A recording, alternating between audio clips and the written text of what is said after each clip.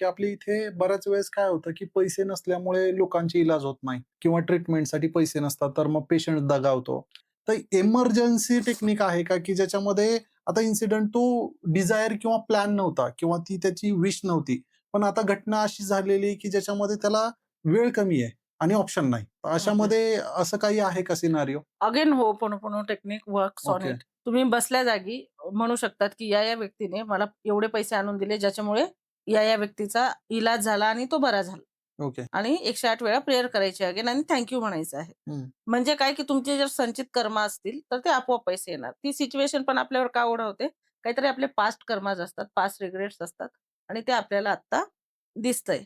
परंतु इमर्जन्सी सिच्युएशनला सुद्धा तुम्ही होओपोनोपोनोची प्रेयर केली, की 100% कुणीतरी तुम्हाला हेल्पला येणार. मग ते नातेवाईक असतील किंवा कलीग्स असतील, फ्रेंड्स असतील किंवा शेजारचे-पाजारचे असतील, कोणी येईल.